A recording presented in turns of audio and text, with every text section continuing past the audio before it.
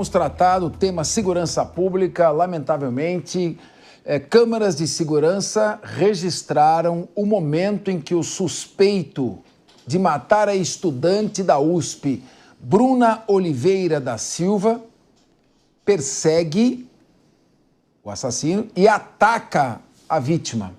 Isso ocorreu na zona leste da capital. Misael Mainetti tem todas as informações sobre este caso. Boa tarde, Misael. Como é que está aí a caça a este assassino? Sim, a polícia procura o acusado. Ele é Esteliano José Madureira, de 43 anos. Vou contar tudo para vocês. Primeiro, boa tarde para você, Capês, para todo mundo aí na bancada, em especial para você que acompanha o Linha de Frente. A polícia procura Esteliano José Madureira, de 43 anos, também conhecido como Cachorrão. Ele é acusado de assassinar a estudante da USP, Bruna Oliveira da Silva, de 28 anos. Essa morte, esse assassinato, aconteceu muito provavelmente na zona leste de São Paulo, que é onde o corpo da Bruna foi encontrado com sinais de violência, infelizmente, e ao que tudo aponta, violência sexual também. Primeiro, a polícia conseguiu fazer um retrato falado, usando inteligência artificial, através de depoimentos. Depois a polícia conseguiu uma câmera de segurança e agora a gente tem a foto de Esteliano José Madureira. Vou repetir bastante o nome dele, que é realmente para a gente fazer essa divulgação, porque a polícia precisa chegar neste homem para concluir essa investigação em relação a esse homicídio que a polícia ainda, também investiga como um possível estupro. E ele seria o homem que aparece também no vídeo perseguindo a Bruna. Nesse vídeo a gente vê a Bruna andando pela rua. Ela estava voltando da casa do namorado, a pé. Pelo que a gente conseguiu apurar, ela estava sem dinheiro para a condução, decidiu voltar a pé, exercendo ali o direito de ir e vir como qualquer cidadão, quando ela é surpreendida por esse homem. E depois a gente não consegue ver muito bem o que aconteceu na imagem, mas ele teria arrastado a Bruna para um local onde ele cometeu esse crime. Na noite da última terça-feira, a Polícia Civil ela realizou uma operação para tentar prender o homem que abordou a Bruna na saída do terminal do metrô Itaquera, linha 3 vermelha, em São Paulo. Como eu mencionei, o corpo da Bruna foi encontrado na última quinta-feira, semana passada, no estacionamento. Ela estava seminua, machucada e com sinais de queimaduras. A polícia também encontrou ao lado do corpo da Bruna um sutiã e um saco plástico. Esteliano José Madureira foi identificado depois da divulgação desse retrato falado e das imagens das câmeras de segurança. A Polícia Civil, por meio do DHPP, que é o Departamento Estadual de Homicídio e Proteção à Pessoa, já pediu a prisão preventiva e agora cabe à Justiça, aceitar esse pedido de prisão. Polícia Civil também já ouviu em depoimento o ex-marido da Bruna, ouviu também o atual namorado da estudante e a família. De acordo com os parentes, antes de desaparecer, ela estava na casa do namorado e a Bruna, infelizmente, deixa um filho de 7 anos. Aproveitando a oportunidade, quem era a Bruna, essa estudante da USP?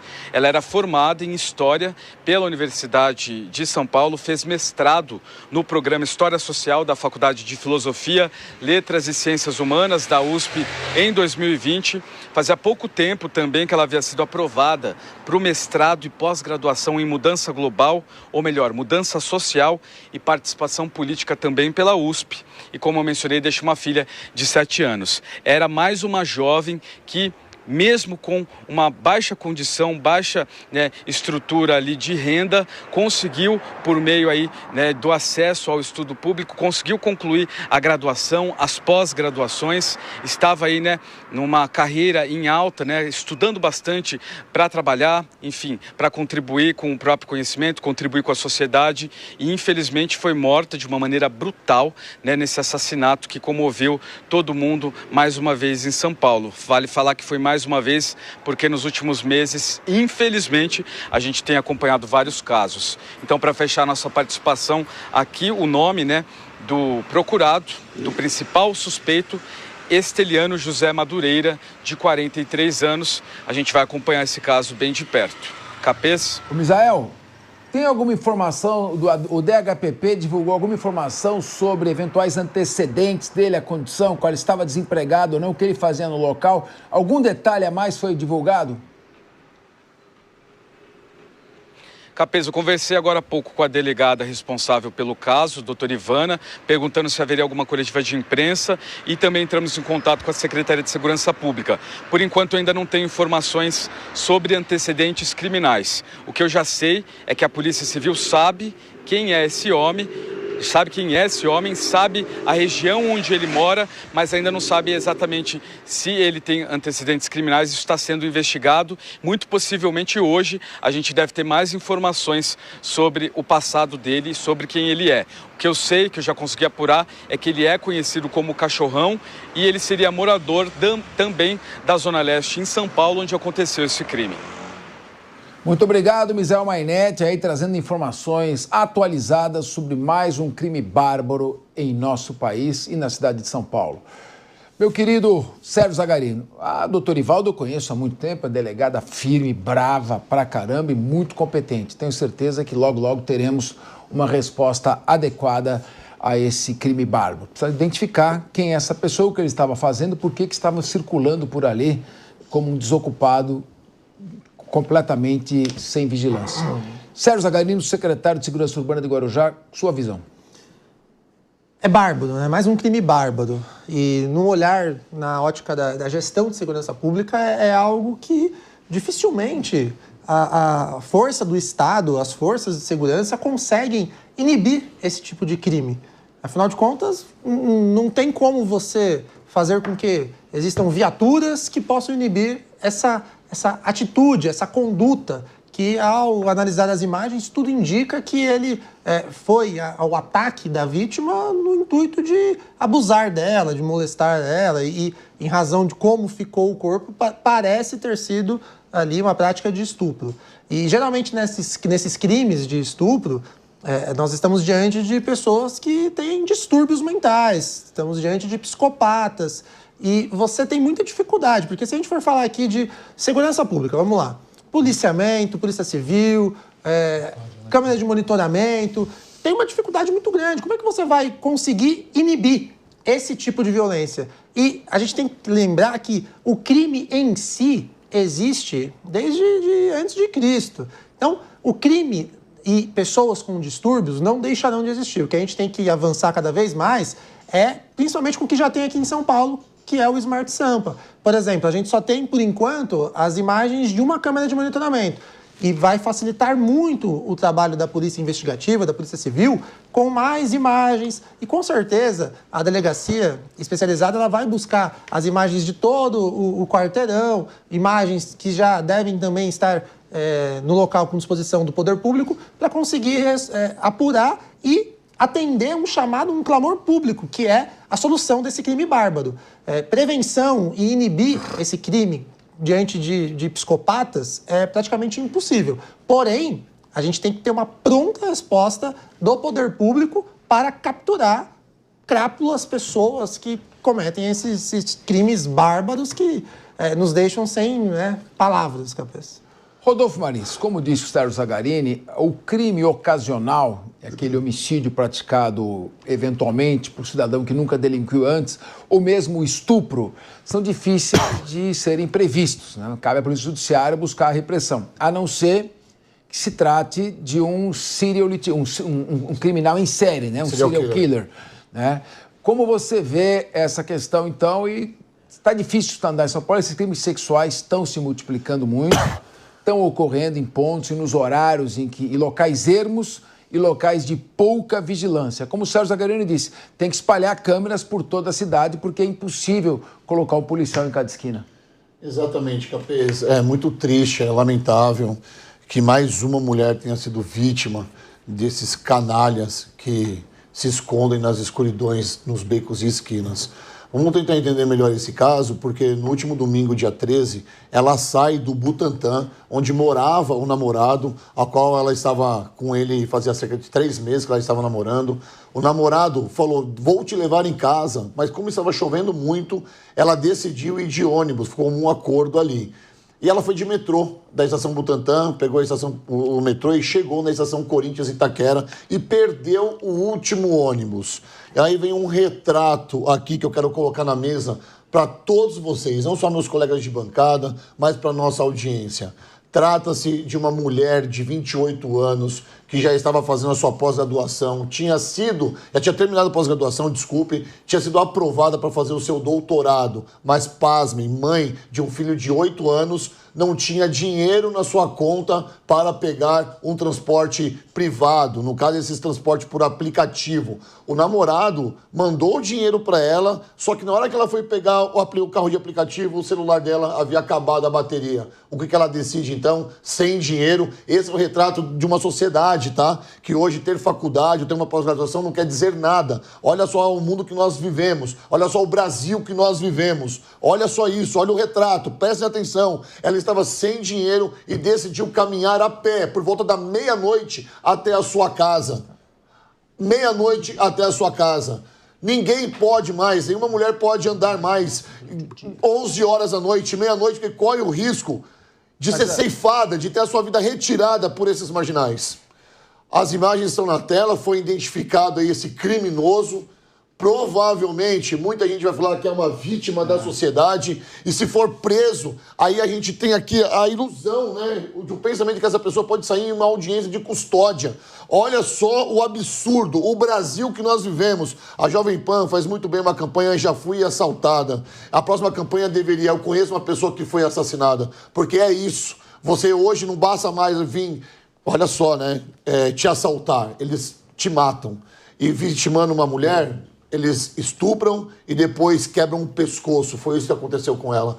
Hoje uma família chora, um filho fica sem a mãe, e esse é o retrato do Brasil em que nós vivemos. Interessante, Maris, que pelas imagens você tem a impressão inicial de que se trata durante o dia, né? Mas, na verdade, é a intensidade da iluminação. A câmera porque fica próximo ao metrô. Capaz. Ela traz uma imagem nítida, né? Sim.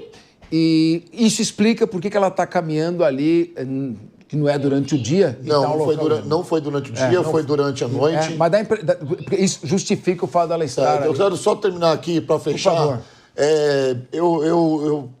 Eu fico muito comovido com essa história, porque é uma mulher com 28 anos que estava lá estudando, sabe? Nós sabemos todas as notícias que são colocadas na mídia, trata-se de uma estudante da USP. Por que eles não falam mais uma mulher ou uma mãe foi morta, mais uma vítima, mais uma mulher vítima? Não, por quê? Porque é tão difícil você chegar numa faculdade dessa, ainda mais aos 28 anos, sendo exemplo para muita gente, principalmente para essa geração neném de 18, 20 anos que não quer nada da vida. Nós estamos vendo uma mulher aí que teve a sua vida retirada, que era uma guerreira, que era uma lutadora, que foi um exemplo, vai ser exemplo para os filhos e para a família dela. Muito bem. Leandro Ferreira, quero te ouvir. Ô, Capês, eu estudei na mesma unidade em que agora estudava a Bruna, né? E tenho muitos amigos que eram amigos em comum dela, né? E no fim de semana eu comecei a ver, já no domingo, né, as mensagens circulando, mencionando que ela estava desaparecida, na segunda-feira mais ainda, né? E as pessoas pedindo por informação. Então foi um choque muito grande, assim, meus professores, especialmente as minhas professoras lá da USP Leste, né, estavam muito engajados em tentar encontrá-la ainda com vida, né? E aí eu vi essas postagens, fiquei bastante comovido, e a hora que eu vi a informação sobre a morte dela, isso foi ainda mais chocante, né? Agora, é uma pena que a gente tenha que ver e rever esse tipo de situação recorrentemente, né? Eu acho que o Zagarino acertou aqui em dizer que vai ser impossível colocar um policial em cada esquina, como também teria sido impossível que um policial tivesse evitado aquele caso do rapaz de bicicleta que foi assaltado, né?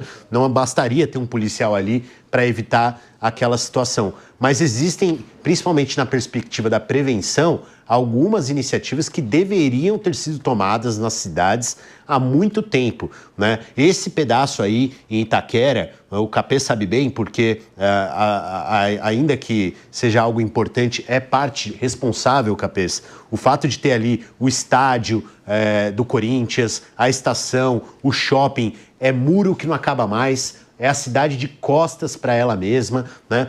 Áreas pouco iluminadas. É o que o Rodolfo colocou aqui, serviço público não funcionando. Como é que pode, gente, o metrô funcionar até mais tarde que o ônibus, né? E aí, a hora que você chega para fazer a integração, você não consegue mais pegar a linha que te leva até a sua casa. Né? Então, esse tipo de iniciativa que está mais voltada para prevenção e que tem a ver com o desenho urbano das nossas cidades é muito importante. Esse pedaço aí é um vazio urbano.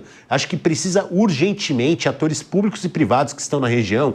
Ali tem uma FATEC, ali tem o Corinthians, ali tem o shopping, ali tem o metrô, tem a CPTM, tem o terminal de ônibus da prefeitura. Não é possível que não se consiga ocupar aquele espaço com mais qualidade, retirar muro, colocar iluminação, né? Permitir que a gente enxergue as pessoas, permitir o trânsito de pessoas. Olha ali, ó, não dá nem para atravessar aquela rua, você tem que fazer um longo caminho até a faixa de pedestre mais próxima. Né? Então, infelizmente, esse tipo de situação poderia ter sido evitado com a ocupação do espaço, com mais direito à cidade e com menos insegurança gerado por esses desenhos tão cruéis do nosso meio urbano. Eu só queria colocar aqui, Rodolfo, antes de te devolver a palavra, né, que vão haver 2 manifestações amanhã em memória da Bruna. A primeira vai ser lá na USP, né, na unidade em que ela estudava, na USP Leste, tem uma estação da CPTM que leva até lá. Está marcada para, a partir das 9 horas, as pessoas fazerem cartazes em homenagem à Bruna, né, mas a partir do meio-dia, um ato,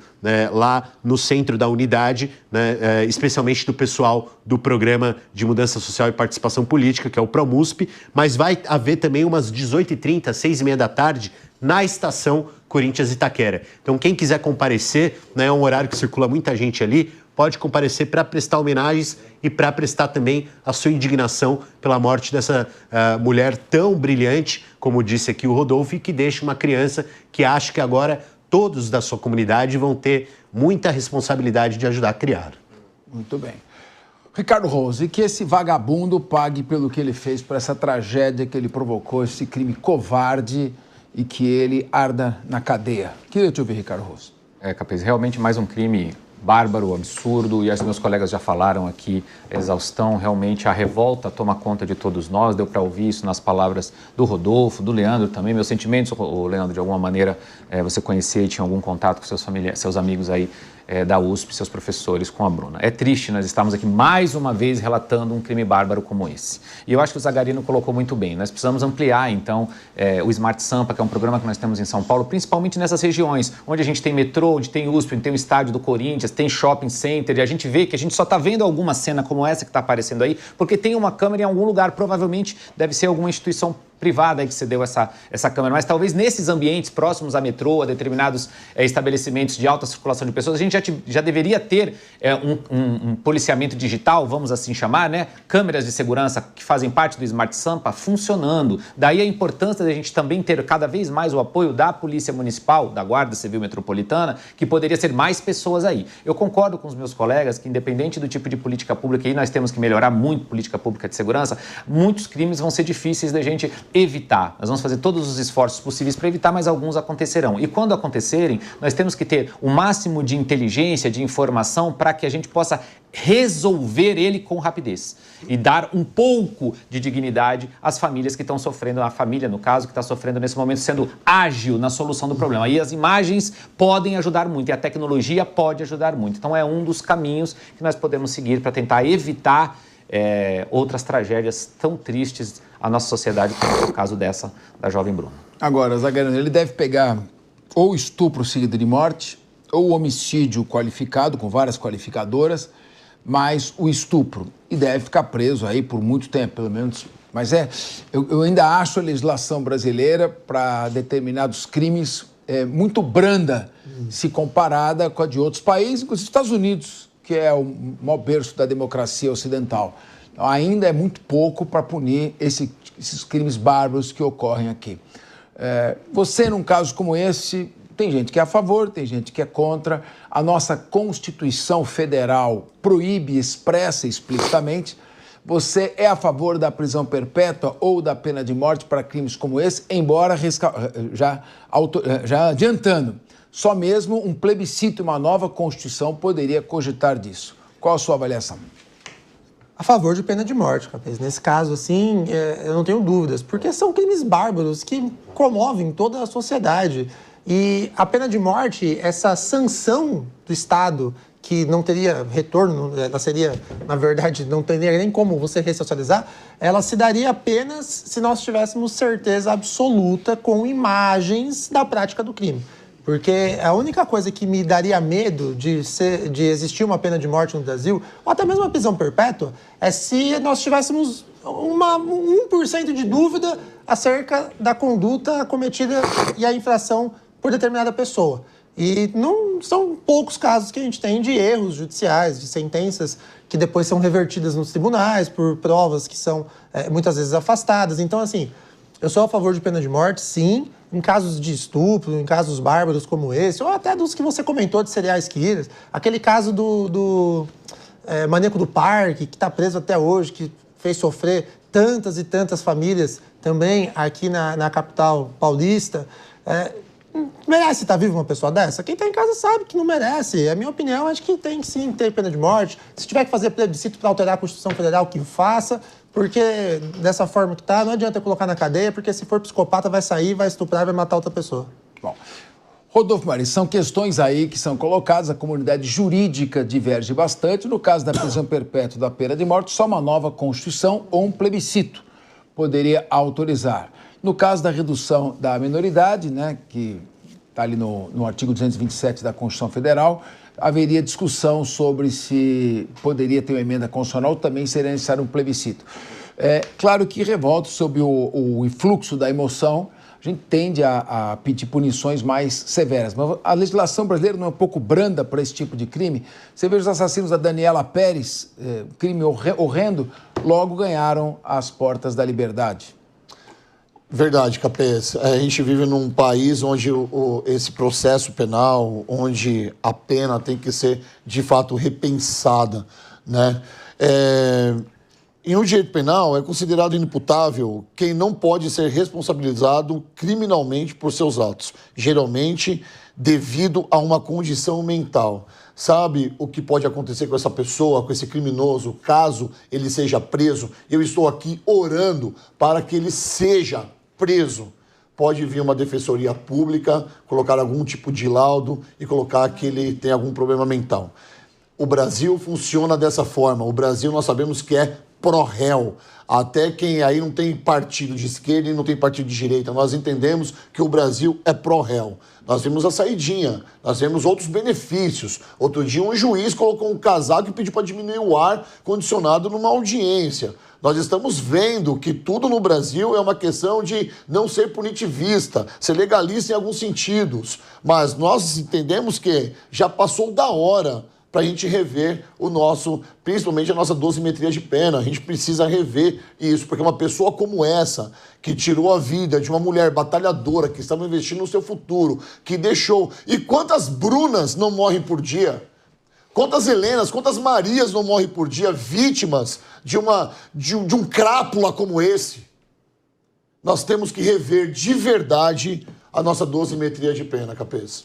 Nesse caso, só para concluir aqui também o raciocínio com o Rodolfo, dificilmente ele não seria condenado, viu, Rodolfo, nesse caso. É só você pegar o exemplo do maníaco do parque que eu citei aqui. O maníaco do parque foi condenado há quantos anos atrás? Inclusive, daqui 2 anos ele pode sair. Não, tudo bem, não tô entrando nessa seara. Estou dizendo só que o psicopata ele não é considerado inimputável. O psicopata, o entendimento jurídico que reina aqui, por enquanto, no Brasil, é que ele não tem empatia em relação ao crime, mas ele sabe as regras da sociedade, por isso ele é punido. Você já está colocando que ele é um psicopata pelo que ele colocou.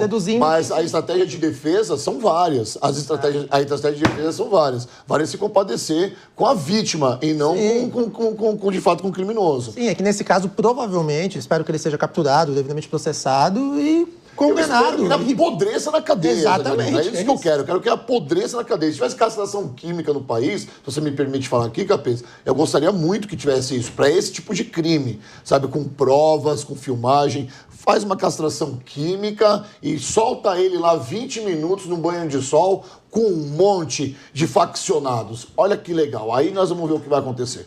Muito bem. Leandro Ferreira, lembrando aqui que no caso de crimes hediondos com resultado morte, o sujeito cumpre 50% da pena no regime fechado. Após 50%, ele teria condições objetivas de passar para o regime semi-aberto. O homicídio qualificado tem pena máxima de 30 anos, teria ainda mais a questão do estupro, que seriam os crimes aí que seriam em concurso. Com relação ao psicopata, o Zagarino, psicopata é uma doença moral, né? O amoral, desprovido de sentimento moral. Pode, em alguns casos, a psicopatia levar à inimputabilidade, depende do grau de perturbação, ele é equiparado à doença mental. Leandro Ferreira, você naturalmente está sentindo isso de uma maneira mais próxima, né, a sua emoção, você conhecia a vítima, estudou na mesma unidade que ela. Como fica? É muito difícil a gente dirigir alguma palavra aos familiares dela nesse momento de dor, né? Como é que a pessoa, os pais, principalmente, né? Porque a ordem natural é você perder o seu pai antes de você ir. Agora, quando é esta inversão, é uma dor muito grande, né? Que tipo de conforto vocês pretendem aqui, além da homenagem à memória dela, de certa forma, tentar aplacar, ainda que seja um pouco, a imensa dor da perda de uma filha nessas condições?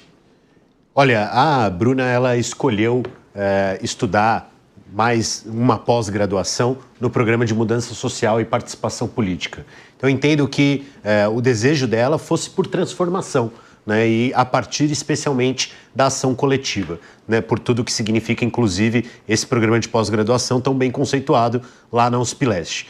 Eu entendo que as pessoas lá estão se organizando para buscar, nesse momento, por duas coisas. Uma é memória e a outra é justiça. A memória, ela certamente vai ser bastante longa, né, em relação à Bruna, e certamente homenagens serão feitas. Já tem até uma página no Instagram chamado Coletivo Bruna, que está fazendo esse trabalho, está reunindo as postagens que estão sendo feitas a respeito dela, né, reunindo um pouco da história dela. Vão ter essas duas manifestações amanhã, né, mas é óbvio que se busca também por justiça, e eu entendo que justiça, nesse caso, se relaciona não apenas à prisão dessa pessoa na pena máxima em que for possível, né, mas também à justiça que todas as mulheres precisam para que isso não se repita, né? Então é uma questão de justiça em relação ao acesso público, é uma questão de justiça em relação ao direito à cidade, é uma questão de justiça em relação ao direito à renda e aos serviços públicos em geral, que precisam estar melhor desenhados para que esse tipo de situação não volte a ocorrer. Se tivesse ali uma faixa de pedestre,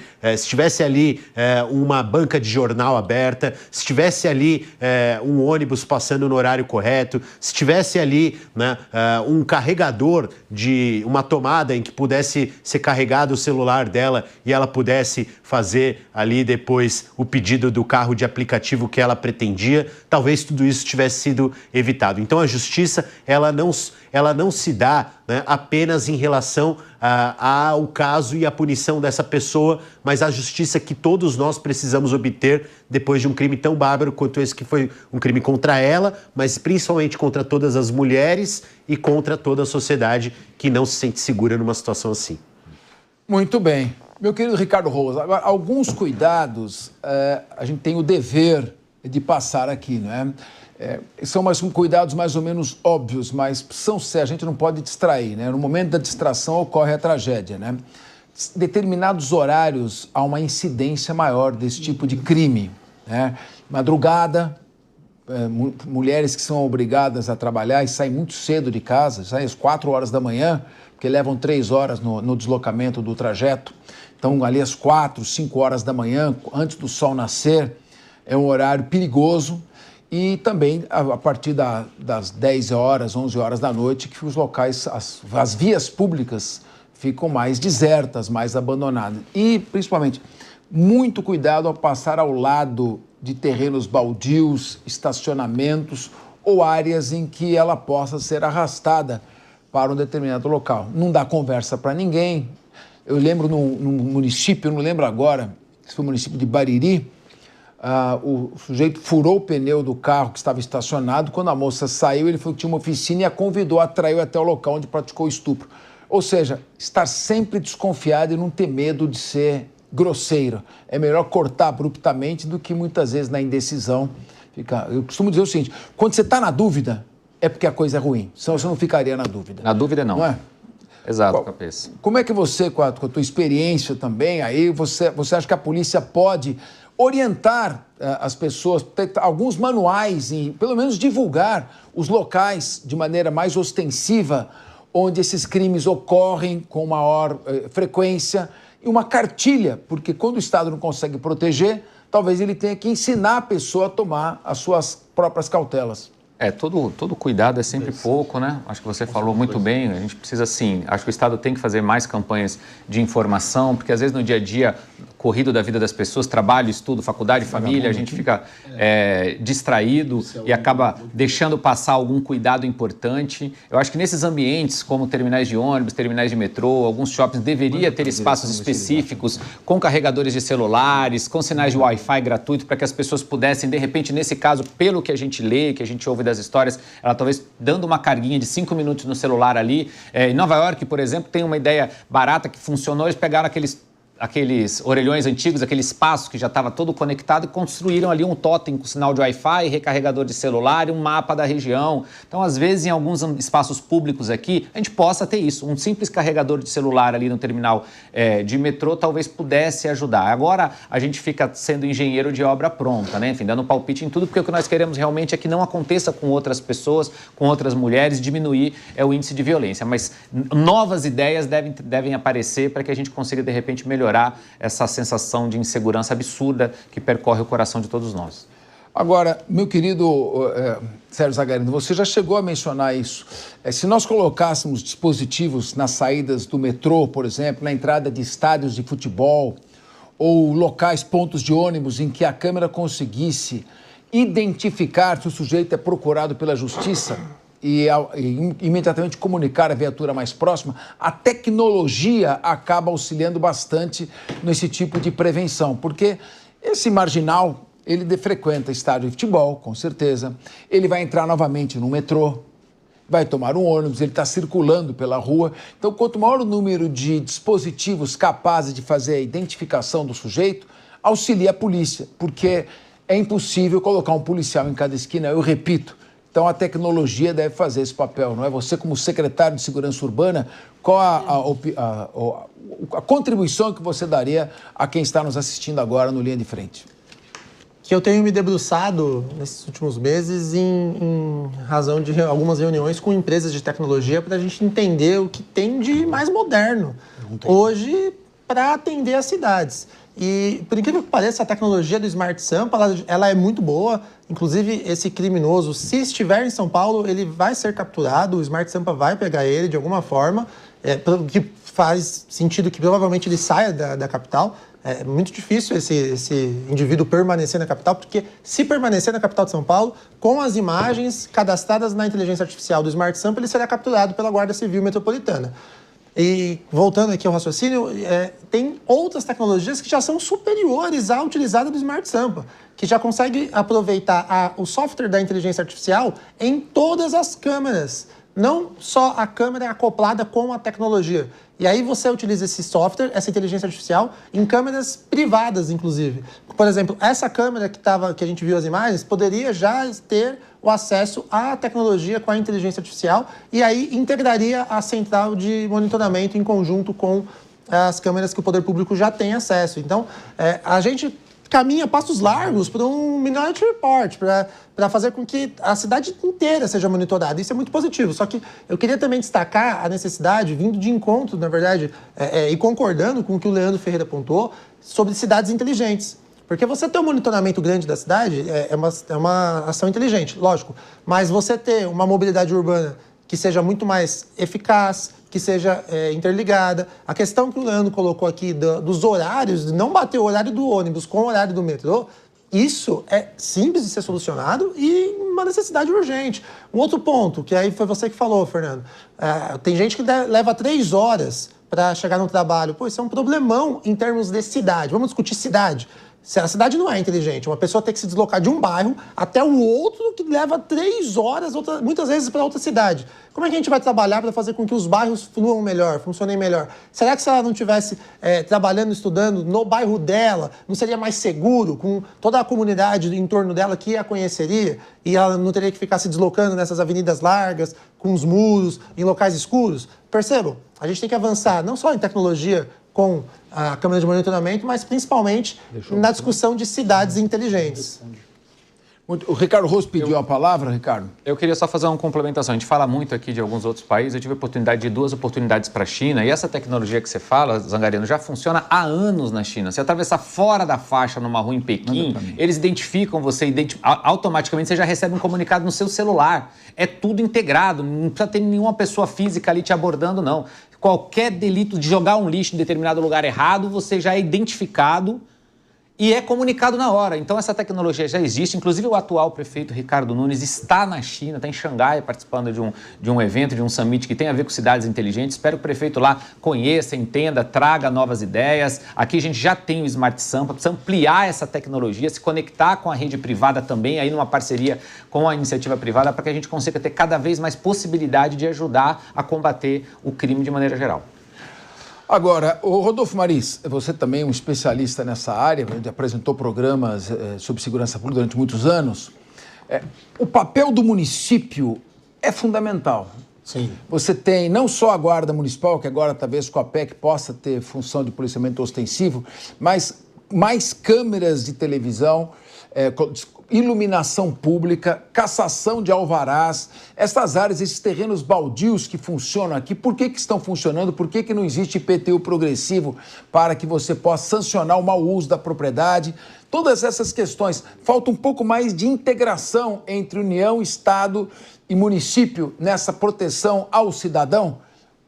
Câmeras que poderiam, um programa integrado com uma abertura de crédito da União para os municípios, para os estados, para instalar câmeras por toda a cidade. Isso não traria também um maior nível de segurança e possibilidade de prevenção? Rodolfo Maris.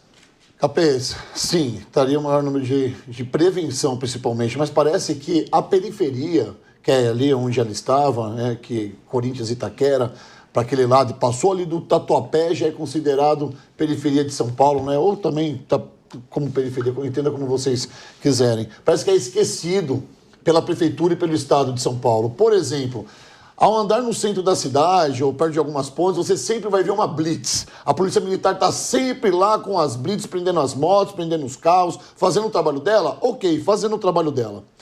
Porém, nós não vemos a mesma eficiência de patrulhamento nesses lugares.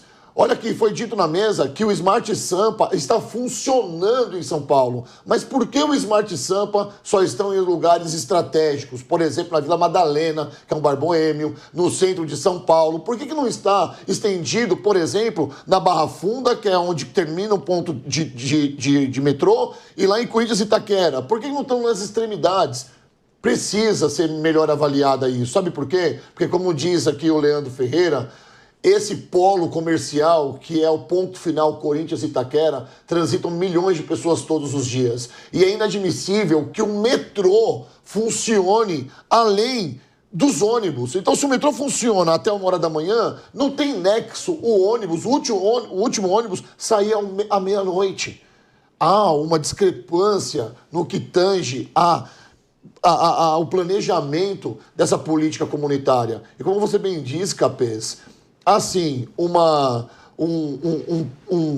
como é que eu posso dizer aqui, sem ser ofensivo, há um esquecimento do nosso Estado, do nosso governo, do nosso órgão maior, porque 90% hoje dessas periferias estão sem saneamento básico. Aí eu fui buscar o saneamento básico aqui em Corinthians e Itaquera, 45% da população de Itaquera não tem saneamento básico. Entenda como Itaquera, Guaianazes, e aí vai subindo. Ou seja, há um esquecimento. Para que outras mães não sejam vitimadas, não sejam vítimas desses canalhas safados, tem que se planejar melhor. E olha só, o Esteliano José Madureira, de 43 anos, esse que é o suspeito, tem nas suas redes sociais ali, ostentando fotos com crianças, foto com 2 meninas, foto com a camiseta do Palmeiras. Tem rede social? Ele tem rede social. Se for esse, a polícia divulga a identidade do suspeito de seguir e matar estudante de São Paulo. O suspeito chama-se Esteliano José Madureira, de 43 anos. Se você der um Google e for nas redes sociais dele, você vai ver do que se trata. Uma pessoa que aparentemente tem uma vida normal, que tira foto com crianças do lado e que outra hora ceifa a vida de uma mulher de 28 anos, que era uma guerreira que, pasme, não tinham dinheiro nem para tomar a condução para ir embora para sua casa. Ou seja, uma mulher que investia no seu filho de 8 anos e nos seus estudos, porque era uma estudante da USP. E aqui eu quero convidar a todos vocês que estão comovidos com essa história, como o Leandro já disse aqui, haverá amanhã, quinta-feira, às 18 horas, lá no metrô Itaquera, uma comoção, uma passeata para ajudar a gente a abrir os olhos de quem comanda a segurança pública no estado de São Paulo, para que haja melhor proteção, para que outras mães não sejam vitimadas, para que outras pessoas não sejam vitimadas. Pois não, Capês? Enquanto está a imagem dele aqui, aproveita para dar novamente o nome completo. Você que estiver por São Paulo, onde estiver, esse sujeito não conseguirá se esconder por muito tempo, se ocultar por muito tempo. Essa é a foto dele, a polícia já divulgou, ele tem rede social, ele é torcedor do Palmeiras, portanto, se for membro de torcida, organizado, o que for, é obrigação contribuir com a polícia e divulgar onde ele mora, como chegar até ele, porque ele não tem como se esconder, repito, durante muito tempo. Qual o nome dele? O nome dele é Esteliano José Madureira, de 43 anos. Torcedor do Palmeiras. Por que eu estou enfatizando o torcedor do Palmeiras aqui? Porque realmente, Capês, você disse muito bem, se ele fizer parte de alguma torcida organizada, que esses torcedores tenham aí a decência de denunciá-los e entregá-lo para as autoridades. É isso. Evidentemente, a informação, obviamente, não tem nenhum conteúdo futebolístico, o conteúdo é necessário para ajudar a localização, dar o maior número de dados que possam individualizar quem é e possibilitar a sua rápida captura. Agora, Sérgio Zagarino, veja, o sujeito como esse caminhando por São Paulo, se você tivesse câmeras, o sistema Smart Sampa, estava vendo, custa 1,12 centavos de aluguel por câmera integrada. Isso poderia realmente ser aplicado por toda a cidade e se espalhar por todo o país. Acho que é importante que a gente comece a discutir tecnologia. Esse sujeito não pode caminhar por aí impunemente, alguém vai vê-lo num determinado momento. Repito, não há como ele se esconder por muito tempo. Você como secretário de Segurança Urbana de um município também que vocês estão fazendo um grande trabalho, mas sofre com a questão da violência também, tem nichos em que o crime organizado consegue se aninhar. Como você vê essa questão das câmeras auxiliando o trabalho da polícia, da Guarda Municipal? É fundamental, Fernando. Você percebe, assim, esse indivíduo, se ele for até o centro de São Paulo, onde já está a maior concentração de câmeras com a inteligência artificial, ele será capturado. Eu afirmo. É muito difícil que ele permaneça aqui na capital paulista. Se permanecer, ele será capturado pela inteligência artificial que já é mantida pelas câmeras municipais aqui, pelas câmeras que são detentoras do poder público. Agora, como que a gente vai poder discutir se ele faz parte de membro de torcida, tudo com informação? A gente tem que cada vez mais divulgar a informação e ele ser entregue para poder responder para a justiça. Em relação ao investimento, a gente tem que pensar que, na verdade, os municípios, São Paulo ou outros grandes municípios, têm um orçamento que você obrigatoriamente tem que investir 25% na educação, 15% na saúde, minimamente, e o restante nas outras tantas secretarias. E aí vem a questão da segurança. E a gente está passando por um período agora de modificação nessa questão do investimento no orçamento para investimento em segurança. Por quê? Acho que o Rose comentou que há alguns anos atrás, o papel da Guarda Civil Metropolitana era há 20 anos atrás. Hoje não, hoje a gente já tem de forma muito clara que as prefeituras, elas querem investir cada vez mais nas suas guardas civis para poder contribuir mais com a segurança pública. Então, a responsabilidade da segurança pública cada vez mais deixa de ser apenas do Estado e também passa a ser do município, principalmente nessa questão de prevenção. E aí a prevenção entra o quê? Investimento. E aí vem um grande problema. Será que os municípios hoje são detentores de orçamento para investir na segurança pública? Talvez não. Por quê? Você fala assim, a gente precisa de muitos mais policiais na rua. Só que o policial, por mais que receba pouco, na quantidade, e muitas vezes fazendo hora extra, como você vê Guarda Civil Municipal, isso fica custoso para o poder público. Então, para a prefeitura, o orçamento da segurança pública, provavelmente aqui em São Paulo, deve ter uma fatia grande de custeio de departamento pessoal. que nada mais é do que o pagamento dos guardas civis e, eventualmente, se eles fazem hora extra. E isso tudo tem um custo. Então, quando você fala, mas é 10 milhões por mês que gasta no Smart Sample, só que você multiplica isso, são 120 milhões no ano, só com o pagamento da locação da câmera com a tecnologia de inteligência artificial. Alguns municípios, Capês, investem na compra, da aquisição dessas câmeras. E aí eles pagam apenas a licença para os softwares de tecnologia. São modelos diferentes. Mas o fato é, todos os municípios estão cada vez mais avançando em investimentos. Só que para isso tem que adequar o orçamento. Lembrando, não são tantos municípios que são grandes no Brasil. Nós estamos falando de 50 grandes municípios, no máximo 100. Nós temos 5.500 municípios. Muito bem. Olha, pessoal, nós vamos passar mais uma fotografia dele com a camisa do Palmeiras. Nós estamos passando agora para a produção, para que seja... Já foi autorizada a divulgação, a Brenda aí nos acompanhando. E veja bem, a polícia divulgou já, isso é já um fato público. A identidade desse sujeito já está divulgada em todos os sites, está autorizado pela polícia. O nome dele é Esteliano José Madureira. Esteliano José Madureira, de 43 anos, que não tinha nenhuma relação com a vítima. Esse sujeito, Esteliano José Madureira, tem Facebook, está nas redes sociais, ele aparece numa foto já com a camisa do Palmeiras, tem outras fotos dele também aqui, que nós não vamos colocar, que ele está ao lado de crianças, para que, obviamente, preservar a identidade dessas crianças. E é importante que todo mundo agora faça uma corrente para que ele seja rapidamente capturado. Ao que tudo consta, segundo as informações divulgadas pela polícia, fatos oficiais da Secretaria da Segurança Pública, sem que ele tivesse qualquer relação, ele atacou uma pessoa que não conhecia em via pública, pôs fim à vida desta jovem de apenas 28 anos, com um filho de pouco mais de um ano, né, Leandro? 7 anos. 7 anos? Um filhinho de 7 anos, portanto, uma criança numa idade que vai sofrer muito a perda da sua mãe e também dos seus pais, uma dor insuportável. Então, Esteliano José Madureira. Nesse momento, é importante que a população também se una a respeito disso.